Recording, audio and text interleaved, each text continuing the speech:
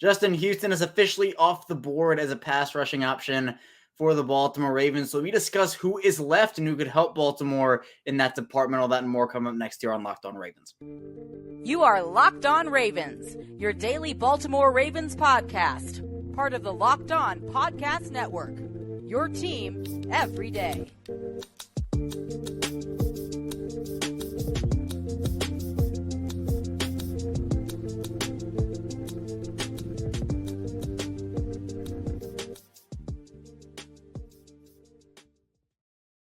Welcome in here to another edition of Locked On Ravens, your daily Baltimore Ravens podcast. I am your host, Kevin Oestreicher of Ravens Wire here on the Locked On Podcast Network. As always, your team every day. I appreciate everybody for tuning in, making us here at Locked On Ravens your first listen each and every day. Free and available, all podcasting platforms, including over in video form on YouTube. And today's episode of Locked On Ravens is brought to you by birddogs. Go to birddogs.com/LockedOnNFL. Enter promo code LockedOnNFL for a free white tech hat with any order. You won't want to take your bird dogs off, we promise you. And I appreciate everybody again tuning in today. And whether this is your first time, whether you're an everyday or whether you're somewhere in the middle, thank you for tuning in, whether you're listening in audio form or watching in audio form. We are the same show, both audio and video form. And if this show still isn't on Google Podcasts, I don't know. It still links to Locked On NFL, which I do host. I hosted a show of that over there today. But if you cannot find this show on your preferred podcasting platform, sometimes there are tech issues. Technology is not always my friend.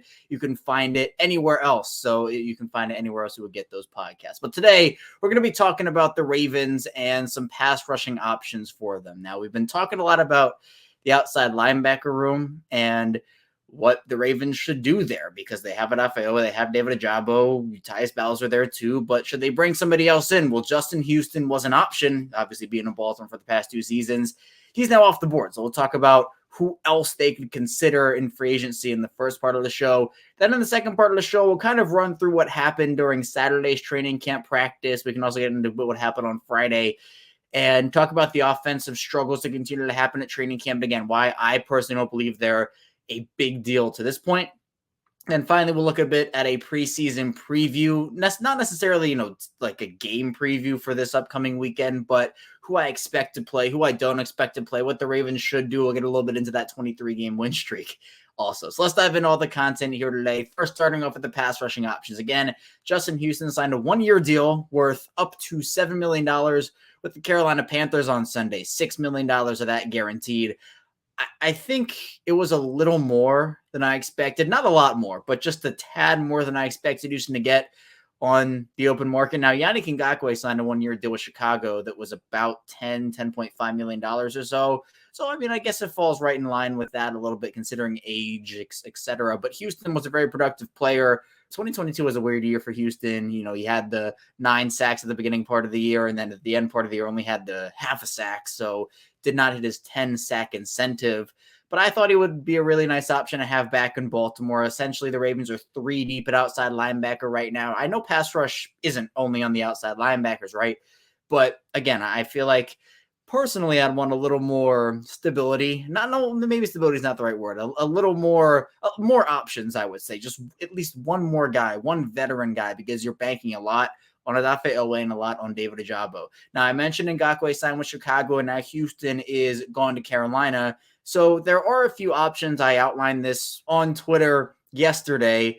And for me, I think the top option, well, I'll say two. I think the two top options for me are Kyle Van Noy and Jadeveon Clowney. Now, obviously, we've talked about Kyle Van Noy a little bit. Baltimore reportedly had him in for a visit. He apparently did the Ravens conditioning test. Over the course of his career, Van Noy's had 470 career tackles and 33.5 sacks, as well as 3 interceptions. He's someone that gives you versatility. And the reason why I think like Kyle Van Noy to be signed by Baltimore is because of the veteran presence, the veteran leadership that the Ravens are losing that. It's not just the pass rushing production of Justin Houston. It is the veteran leadership for him, both on and off the field, that they're losing. Kyle Van Noy can bring you that. Now, Van Noy is a little bit younger than Houston at 32 years old. And one of the things I'd kind of mentioned is for Houston, I think you had to, with him getting up there in age, 34 years old is he's not young. I think Baltimore would have had to manage his snaps, much like we were talking about with Calais Campbell, essentially, and just kind of managing his snaps to get through the season, get to hopefully the playoffs, and hopefully the Super Bowl to have him fresh for that run. So I think with a guy like Van Noy, you're less inclined to do that. Now, again, it's only a 2-year difference, but again, in NFL sports world, 2 years can be a very big difference. So I think with Houston, it felt like Baltimore had an interest in bringing him back, but they just probably didn't move off of their price. And Houston ended up getting where, he went where he thought he was worth. So Van Noy is an option. I think, the Ravens don't necessarily need the versatility of him to play inside linebacker because of Patrick Queen and Roquan Smith and all those guys, but wouldn't hurt. Plus Van Noy is a very solid option over his past 4 seasons, 22.5 sacks, 6.5 in 2019 with the Patriots, 6 in 2020 with the Dolphins, 5 in 2021 with the Patriots, and 5 in 2022 with the Chargers. Now, the other guy that I think is the top option for me is Jadeveon Clowney. He's someone who has the versatility to kick inside. So while Kyle Van Noy has the inside-outside versatility in terms of outside linebacker, inside linebacker, Clowney has the versatility in terms of being an outside linebacker or a defensive end. Now, I think that the Ravens, they're kind of set both roles. Like, they don't really need another defensive lineman in terms of a guy who can kick inside, but that doesn't hurt. Clowney spent the past 2 seasons in Cleveland after a very disappointing year in Tennessee in 2020. 9 sacks in 2021, had a great year with the Browns in 2021, but only 2 sacks in 2022. I think he got a little upset with his playing time and his role in Cleveland towards the end there. Now, he does have experience playing both outside linebacker and defensive end, as I talked about. Played primarily defensive end in Cleveland, kind of opposite of Myles Garrett in their system, but played outside linebacker for Tennessee. He's been on 3 teams in 4 seasons. It was Seattle in 2019, Tennessee in 2020, and then 2 years in Cleveland. Clowney, though, I think he's someone who can be productive if he, buys in, and I don't really love that, right? Like, I want him to be bought in, and I know there's not a 100% guarantee he is. I wish it wasn't that way, but, based off of past history, it seems like that's the case. And his season last year in Cleveland was very, very weird. But I do think that if he can put it together, and health is another big thing for Clowney, he's not been very lucky with his injury history. He only played in 12 games last year, 14 games. He actually has only played 1 full season since coming into the league in 2014. That was back in 2017. So you're banking on him probably missing a couple of games. So I understand if maybe people are shying away from him because of that. But I do think, again, Kyle Van Noy is like my top option. Jadeveon Clowney is my second option. Now, other players that could make some sense for Baltimore include, guys like Robert Quinn, who, crazy enough, in 2021 had 18.5 sacks for Chicago. Now, in 2022, he only had 1. He did not have a great season, 7 games in Chicago, and then got traded to Philly, only played 6 games there. But in 2019, had 11.5 sacks, 102 career sacks for Robert Quinn. So, he could be an option, not necessarily my favorite option, but he could. Melvin Ingram's another option. It feels like Baltimore's kind of had their eye on him for the past couple of seasons, had 6 sacks in Miami in 2022, and kind of feels like, honestly, he feels like a Justin Houston type of signing for me. Not as productive as Houston, but he is, his 33-year-old season was last year. And so he's actually 34 now, same age as Justin Houston. So again, might have to manage the snaps a little bit, but as a 3-time Pro Bowler, I know those days, last the Pro Bowl, like 2017, 2018, 2019, but maybe could provide some value. That's just what the state of the outside linebacker market is. Other options, Carlos Dunlap, Trey Flowers, Jason Pierre-Paul. If you look for a trade, I think Chase Young makes the most sense. And we've talked about that option before here on this show. I don't know how true the rumors are that Washington is looking to move off of him. If we're talking trade, I think Chase Young jumps Kyle Van Noy for me, just based off of somebody that can produce. And if he hits, again, if the potential is obviously there. If he hits on that potential, could be an amazing find for Baltimore. And I don't think would necessarily cost a ton in terms of value. Would definitely cost a mid-round pick or 2, maybe a player. But those are kind of the options Baltimore is, I don't want to say stuck with, but there's there's not a lot. Now, I'm not saying there's not a productive player. I think Van Noy can be productive. I think Clowney can be productive. Maybe a couple of those lower tier options too. Chase Young, obviously. But I think it would have been nice to have Justin Houston back, but we'll see if they just are looking for a different skill set. Houston is more of a situational pass rusher at this point in his career, whereas for Van Noy, he can play a multitude of different roles, can drop back into coverage. He can be a backup Sam to Tyus Bowser. So it might just be a role thing where the Ravens just want a different skill set, but we'll see what they do. I do think they should add someone, though. I don't think they should go into this season. As much as I think Adafeowa and David Ajabo can hit on their potential, I feel a little better about that than I did a couple weeks ago.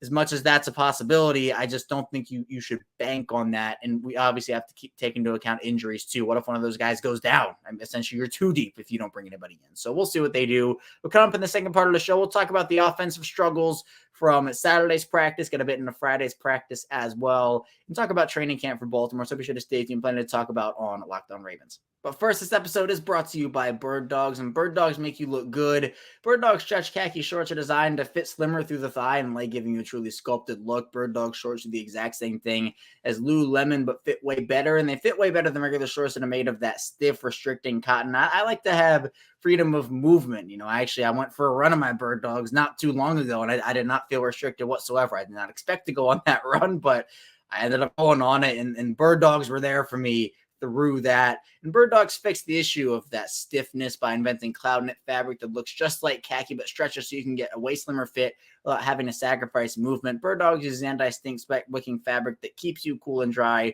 all day long. Go to birddogs.com/LockedOnNFL or enter promo code LockedOnNFL for a free white tech hat with your order. And that hat is sweet, by the way. I actually wear it a lot. That's birddogs.com/LockedOnNFL or promo code LockedOn for a free white tech hat. You won't want to take your Bird Dogs off, we promise you. We're back here, our second segment of Locked On Ravens. Kevin Oestreicher still here with you, breaking everything down on this Monday. And we have Ravens football in less than a week. Isn't that crazy? We've gone through a long offseason with Lamar Jackson's whole contract saga. That hopefully is over. Imagine if we were still talking about that now. I would have probably been losing my mind talking about Lamar each and every day. But luckily that got all sorted out before the draft. Now there's a J.K. Dobbins situation, but hopefully that gets figured out soon. But let's talk about something that's actually going on the football field in training camp. Obviously Friday and Saturday, a lot has been made about what's happening with the offense over the course of the first week plus of training camp for Baltimore, as the Ravens are learning a new offensive system under Todd Monken. And on Friday, frustrations were expressed by Lamar Jackson, by Mark Andrews, Kyle Barber, who's out there at training camp, does a great job over there, saying that the offense was very frustrated in search of perfection. The pads were back on Friday, and there were one-on-one reps from the 25-yard line, 15-yard line, and 10-yard line. And Kyle Hamilton won all three of his reps. He broke up a ball against Mark Andrews. He ended up winning Andrews again, and Lamar kind of overthrew it. And then Hamilton went up against Shamar Bridges, and he jambers at the line and did a great job. But some offensive players did make plays. Odell Beckham had a 20-yard catch, and there were a lot of other good plays throughout the course of that day. But Lamar Jackson punted the ball down the field, and that was, the guys are frustrated. Mark Andrews ended up thinking he got a PI, and the ref didn't call it, so he went up and asked for an explanation, and Andrews gave him the middle finger, and then he got a flag for unsportsmanlike conduct. So the offense is going through it right now. And then on Saturday, the Ravens offense threw 9 total interceptions. That could go, the not one, not two, not three. They threw 9 interceptions. The guys who got interceptions: Kyle Hamilton, Marcus Williams had 2, Corey Mayfield Jr. had 2, Jeremy Lucien, Gavon Seymour, Darrell Worley, and Ardarius Washington. So yeah, not a great day for the offense. Lamar threw him, Tyler Huntley threw him, Josh Johnson threw him. Everybody threw the interceptions. Now, there was a really insightful answer from Isaiah Likely, and Marlon Humphrey kind of echoed this when he did the mini mic thing that he's been doing. Isaiah Likely essentially said that the offense was running third and long situations today, which naturally do favor the defense. That is true. So they're kind of learning through, it's really trial by fire here for this offense, because you don't want to be in those third and long situations, but they were running those situations. And sure, right, you don't want to throw those interceptions. 9 is still a lot of interceptions, no matter how you slice it. But I think it adds really important context where it wasn't just like it was a regular thing and Baltimore was going like 3rd and 3 and they threw 9 interceptions on 3rd and 3s and weren't able to pick up first downs. It was a practice essentially scripted for the defense, which is fine. Like, I think it's good that the offense is getting these wrinkles out now, getting the kinks out now, and just figuring it all out and going through this frustration now. I think it's going to drive them to become, the perfect offense they want to be. And of course, they're not going to actually be perfect. No offense is. But I think going through these struggles now, look, I'd rather have them now than in the first part of the season when they really need to be as perfect as they can with those 3 AFC North road games in the first 5 weeks. So I know that there has been frustration. It has definitely been a struggle, but this is what I was expecting. Again, we talked about this with Kaji Ismail on Friday. If you haven't checked out our show on that, be sure to check out what we thought about Todd Munkett's comments about him saying essentially the offense isn't good right now. It's all okay, though, because, again, we're a week plus into training camp, and I wouldn't expect them to be perfect, especially against the defense that is going into year 2 with most, not all, but most of their guys, Marlon Humphrey, Roquan Smith, Patrick Queen, all those guys. So it's a learning experience. And I would say, with the defense performing that well, it is, again, I think iron sharpens iron is a little overused, but at the end of the day, it is. Like, with the Ravens defense playing so well, I'm very excited for what they can end up doing against other defenses that might not be as good as Baltimore's. And it will be, I think, an adjustment period, even early on in the year. Like, I don't expect it to be great early on in the season. Now, against Houston, hopefully those week 1 Ravens show up and they blow them out of the water. But I would expect some growing pains here and there from the offense, much like we did see with the defense. I think is a little different situation. But just because, Lamar is punting the ball and Mark Andrews is, flipping guys off and 9 interceptions, that's stuff you want to have happen now and not during the regular season. You want to figure out where the strengths are, where the weaknesses are, how you can use certain guys. So I'm not hitting the panic button right now. And it's not like the offense hasn't done anything. Zay Flowers has been great. Lamar's had his moments. Odell's had his moments. Mark Andrews has had his moments. There have been plenty, even guys stepping up, like Keaton Mitchell's had a really good camp. I'm a huge Keaton Mitchell guy. He's had a great camp. Travis Vokalek, Isaiah Likely, all these guys are stepping up in certain ways, but with the Ravens defense doing what they're doing and the offense still learning, it kind of makes sense that the offense is struggling early on. So that's why I'm not hitting the panic button right now. But coming up in the final part of the show, we'll talk a bit about a preseason preview, who I expect to play, who I don't, and a little bit about that 23-game win streak. All that and more coming up next here on Locked On Ravens. But first, this episode is brought to you by FanDuel Sportsbook. And football season is about to kick off, and FanDuel is giving you the chance to win all season long. Because right now, when you bet on a Super Bowl winner, you can get bonus bets every time they win in the regular season. Just pick any team to win the Super Bowl, and you'll get bonus bets for every victory. You can use bonus bets on spread, player props, over-unders, and more. So if you're feeling the Ravens to win the Super Bowl this year, I think they do have a shot. Like, they absolutely do. You can go bet on them over at FanDuel. And if you want to bet Lamar MVPs or, J.K. Dobbins touchdowns, assuming he hits the field, you can do all that too. So visit FanDuel.com/lockedon and start earning bonus bets with America's #1 sportsbook. That's FanDuel.com/lockedon. We're back here, our final segment of Locked On Ravens. Kevin Oestreicher still here with you, rounding out this Monday episode. Again, thank you so much for being here with me and making Locked On Ravens your first listen. I appreciate all the support. We're, again, coming up on 4 years. We're actually coming up very quickly. I started in August of 2019. We're now in August of 2023. Not exactly to the day yet, but that day is coming soon. So for everybody who's been here for the long run, or again, if this is your first day in today, thank you so much for listening or watching me here today. But let's talk about the preseason a little bit. Baltimore is going to look to keep their 23-game preseason winning streak alive. It is unbelievable. It's incredible. It's the longest preseason winning streak in NFL history. And it's not like I always say this, it's not like the Ravens have tried, it's not like they're try-harding to get it. It's not like they've played Lamar for the past 5 seasons every single game and playing all their starters. They go out there and they have the depth. Like the impressiveness to me in it is the depth that they have. They're 3 deep, 4 deep in most positions each year, and they can go out there and win games because they've built their team that way. Now again, preseasons don't win championships. Regular seasons don't win championships. Not even, playoffs do. Super Bowls do. But you have to be able to, I think, have enough depth at the NFL level to be able to go through a full 6 to now 17 game season. And the Ravens prove in the preseason, they have proven they have that depth. Now, in terms of who's going to play, who's not going to play, or at least who I expect to play and who I don't think Lamar plays at all. I wouldn't expect JK or maybe not even Gus Edwards to really play either. Receiver-wise, wouldn't expect Odell, wouldn't expect Rashad Bateman, won't expect Mark Andrews or like the veteran offensive lineman, Ronnie Stanley, Morgan Moses, Kevin Zeitler. Defensively, maybe not Mike. Maybe Michael Pierce will play a game or two. Maybe he might not. But then you're going to get like Adafio is going to play. David Ojabo is going to play. Roquan might not play. I think Patrick Queen might play a game or two. Corner-wise, I wouldn't expect Marlon Humphrey to play a game, or maybe he will just for tune-up purposes. I wouldn't, but maybe he will. Rock Ya-Sin, if he's healthy, will. Maybe a game or two, but I'm not necessarily sure. Marcus Williams probably won't. Kyle Hamilton, I think, might play a game or two here, but it's going to be a lot of the young guys. Like, guys I'm going to be watching, Travis Jones is going to be one. Isaiah Likely is going to be another. Tyler Huntley, like where's Tyler Huntley's status in this whole thing? I think Zay Flowers is a guy that I'm really excited to see out there. I mentioned Keaton Mitchell. He's one of my undrafted guys I like a lot. I mentioned both him and Dante Demas after the third day of the draft. I love both of those signings. I was a huge Keaton Mitchell guy coming out. Also a Dwayne McBride guy, but he's in Minnesota right now. So I'm glad the Ravens got one of them in Keaton Mitchell.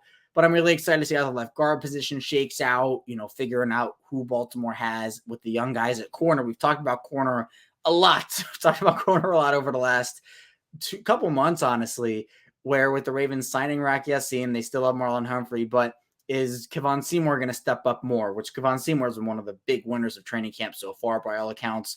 But what about Jalen Armour-Davis? What about Pepe Williams? What about Ardarius Washington? What about Caillou Kelly? And Caillou Blue Kelly, who is the Ravens rookie from Stanford, according to the Ravens website, he actually now goes by Caillou Kelly. His first name is Caillou Blue and his last name is Kelly, but apparently he's going by Caillou Kelly now. So just a PSA, public service announcement for everybody listening. But it's going to be exciting to see who figures out like their skill sets a little bit more, because I think going from the college game to the NFL game, you learn a lot about yourself as a player. And obviously I've never been there. Right? I'm not an NFL player or, never been anywhere close, but I do think that once you get into live action, like preseason, real live pad football, you kind of figure out like things about your game. Like I think we've seen that over the course of the Ravens, the NFL's history. So for example, like a player who's a good example of this,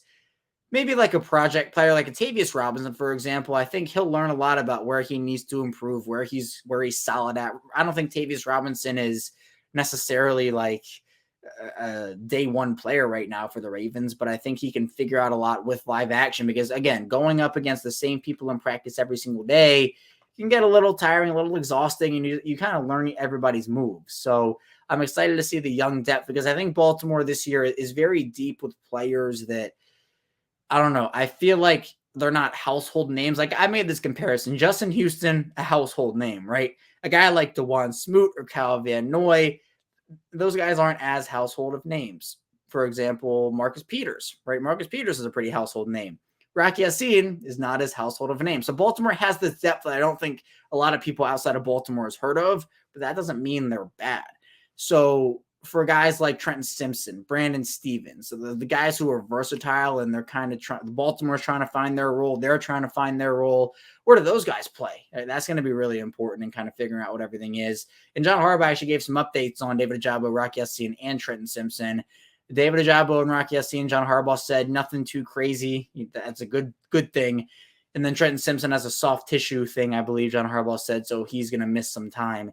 But I think all three should be good to go for the regular season here. So preseason football for the Ravens Saturday against the Philadelphia Eagles. We will be doing a post-game live stream here on Locked On Ravens after the game. So be sure to stay tuned for that after the game on Saturday. And obviously we'll come back with our show on Monday doing more of a breakdown on the game. We'll do winners and losers. We'll do key performers, storyline takeaways, and a lot more. So be sure to subscribe on YouTube, follow along in audio form. The live stream will be available, obviously, as it's being streamed on YouTube and after the fact in audio form. But that's all I have for you here today on Locked On Ravens. Thank you so much for tuning in today. I'll get back here tomorrow. More Ravens content from us, so be sure to stay tuned for that. I'll see you right back here tomorrow on Locked On Ravens.